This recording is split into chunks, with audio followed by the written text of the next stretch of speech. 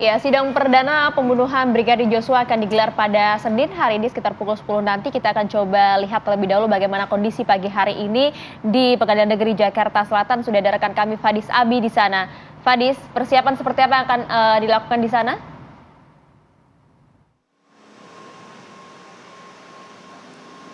Maria dan juga Gina, dapat kami informasikan memang rencananya pada hari ini Pengadilan Negeri Jakarta Selatan akan menggelar sidang perdana dengan agenda pembacaan dakwaan atas kasus dugaan pembunuhan berencana Brigadir Nofriansah Joshua Huta Barat. Kami mencatat setidaknya nanti akan ada 4 terdakwa yang dihadirkan oleh jaksa penuntut umum.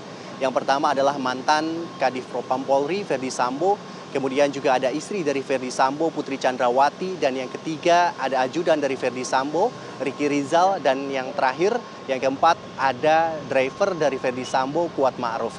Rencananya berdasarkan informasi yang kami peroleh dari pihak kuasa hukum masing-masing, keempat terdakwa tersebut nantinya akan hadir secara langsung di Pengadilan Negeri Jakarta Selatan. Berbagai persiapan pun terus dilakukan oleh Pengadilan Negeri Jakarta Selatan. Rencananya sidang sendiri akan dimulai pada pukul 10 waktu Indonesia bagian Barat di ruang utama Umar Seno Aji, di mana ruang Umar Seno Aji merupakan ruang utama, namun hanya memiliki kapasitas sekitar 50 pengunjung. Dan memang pihak Pengadilan Negeri Jakarta Selatan ini membuka akses terhadap pengunjung yang ingin melihat jalannya proses sidang.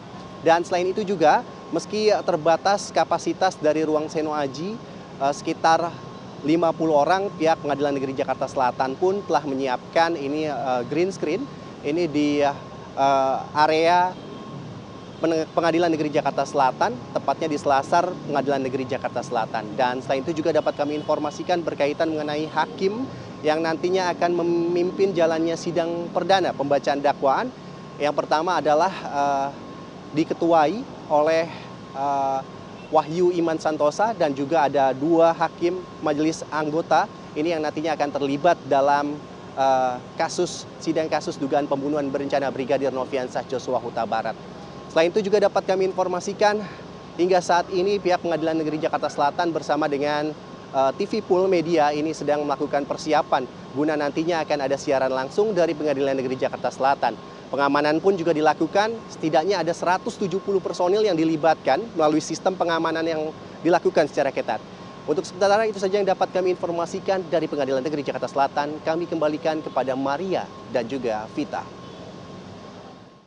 Oke, jadi nanti kita tunggu pukul 10 waktu Indonesia Barat. Terima kasih banyak Fadis Abi atas laporan Anda langsung.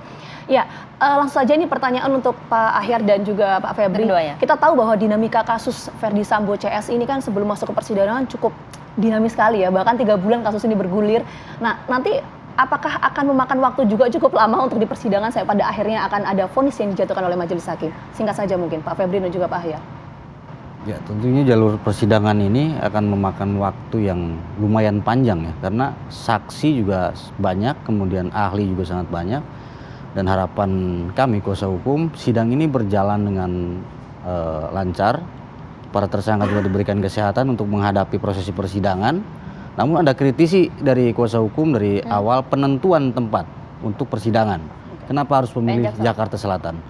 Kita tahu bahwa perkara ini adalah menjadi domain publik, persidangan terbuka, dan tentunya masyarakat ingin menyaksikan jalannya prosesi persidangan ini. Kekhawatirannya apa?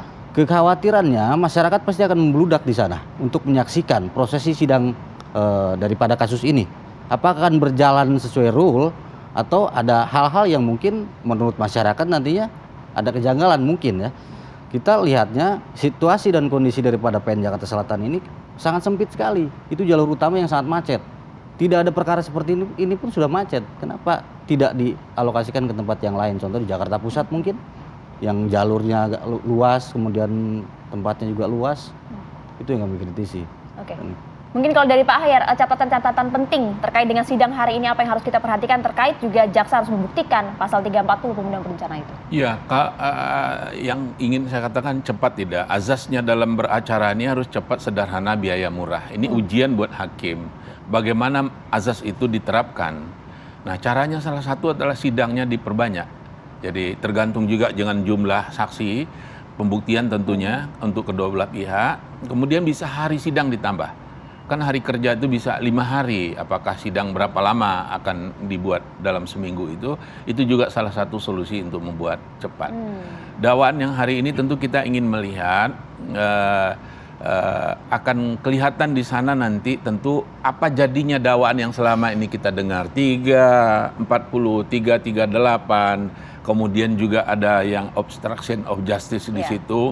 Pasal berapa sih? Fakta-fakta dalam persidangan apa sih yang akan dilihat?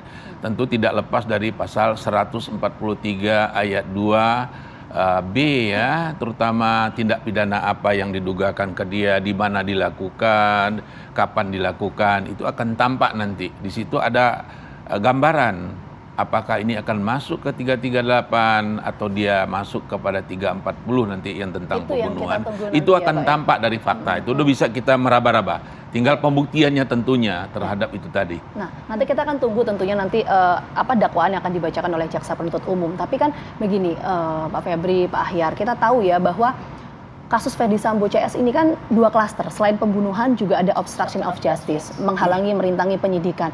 Bagaimana kemudian keyakinan dari Pak Ahyar, Pak Febri mengenai independensi dari majelis hakim nanti dan juga dari jaksa? Seperti apa Pak Febri? Ya, dari awal kami dari tim penasihat hukum selalu menyampaikan bahwa ini harus diawasi. Baik dari Komisi Kejaksaan, Komisi Yudisial, kita pantau semuanya supaya tidak ada yang bermain 2 kaki.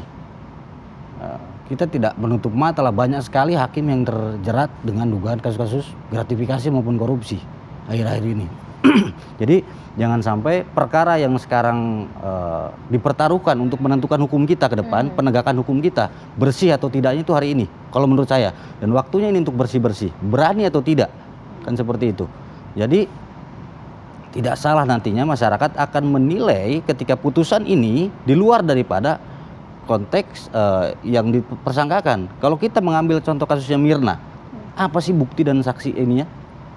Lebih sedikit dibandingkan dengan kasus ini, Pak. Ini sudah jelas-jelas CCTV dihilangkan, saksi ada ibarat misalnya, kemudian korbannya juga ada, sudah jelas kondisinya juga sangat mengenaskan. Nah, kita perbandingkan aja dengan kasusnya Mirna, akan seperti apa klimaksnya nanti. Oke. Nah, kalau Pak Ahyar melihatnya soal independensi dari jaksa dan Cukup yakin, majelis Pak, hakim dengan jaksa dan hakim kali ini? Saya yakin. Kenapa? Ini taruhan adalah karier mereka masing-masing. Dan diliput begitu oleh media dan dimonitor oleh banyak orang. Mau nggak dia mempertaruhkan, itu permasalahannya. Kalau dia lolos di sini, bukan berarti mereka bekerja begitu ya. Kalau lolos di sini, itu terbuka promosi. Kalau menurut saya, kita cermin aja. Pada umumnya jaksa-jaksa yang menuntut kasusnya Jessica dahulu itu pada dipromosikan, hakim-hakimnya juga dipromosikan. Apakah mereka tidak akan independen? Tentu nanti akan kelihatan di dalam persidangan. Tapi saya yakin mereka akan independen karena taruhannya luar biasa. Nggak akan mau mereka bermain-main pada umumnya di kasus yang banyak mata melihatnya. Kecuali yang mungkin agak sedikit gelap, kalaupun mau bermain-main mungkin bisa di situ. Kecuali nekat, kita nggak tahu lah ya. Atau kecuali ada sesuatu faktor yang membuat dia seperti tidak independen. Tapi kalau secara normal menurut saya mereka akan independen karena taruhan masa depan karir mereka masing-masing. Apa mau mengorbankan untuk masa depan sendiri dan keluarga berhadapan dengan masalah yang Maria, menarik nih soal majelis hakim, pertimbangannya gimana nih, Mar? Nah, itu dia, ditanyakan, itu dia. Kan kalau bisa kita lihat kan nanti kan hakim harus menentukan berbagai hal yang dilihat hakim itu kan pada saat yang ada di persidangan itu tadi kan. Termasuk juga jelang persidangan kemarin ada klaim baru juga dari Ferdy CS, pengacara dari Ferdy Sambo begitu. Apakah ini kemudian nanti akan bisa mempengaruhi juga dakwaan dan juga pertimbangan dari majelis hakim itu tadi? Apakah yang disampaikan itu fakta atau cerita? Itu persoalannya di sana. Kalau cerita kan bisa lain dengan fakta. Apakah cerita ini ada faktanya tidak? Ada bukti tidak? Tentu ke situ. Hakim ini larinya harus ada alat bukti tadi dan dia yakin.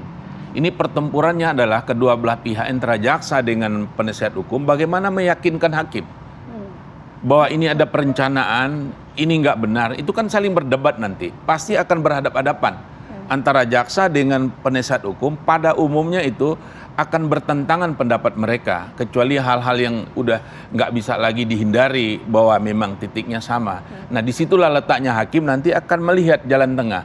mana sih yang reasonable, mana yang masuk akal, mana yang ada alat bukti, yang dia yakin itulah yang akan diambil nanti oleh hakim. Karena semua mata juga tertuju dalam kasus ini ya. Tertuju untuk itu semua, dan itu saatnya buat hakim ini memperlihatkan bahwa pengadilan kita itu dan jaksa juga masih on the track. Bahwa ada oknum, iya, contohnya kalau di kejaksaan ada siapa namanya yang kemarin? Pinangki. Kalau di hakim Jaksa ada ini Pinangki. yang lagi diproses Pak Sudrajat, ada juga, tentu kan. Nah, tapi ini buat mereka enggak, kami enggak begitu lembaga kami, Iya. sehingga trust kepercayaan masyarakat terhadap penegak hukum kita naik lagi. Ini kan kemarin yang diperhatinkan oleh Presiden kita Joko Pak Widodo. Jokowi kan, karena anjlok. Nah, jangan juga yang anjlok di institusi kepolisian ini ditiru oleh kejaksaan, juga ditiru oleh pengadilan. Oleh karena itu bekerjalah dengan fakta, alat bukti, dan keyakinan demi pro justisia. Ya, kita keadilan. percaya penuh lah kepada jaksa dan juga hakim, di mana nanti sidang kali ini juga akan diketuai oleh Majelis Hakim Wahyu Iman Santoso. Kita akan tunggu nanti bagaimana jalannya sidang pertama hari ini. Terima kasih banyak Pak Ahyar. Sama-sama. Pak Febri, terima kasih banyak atas informasinya.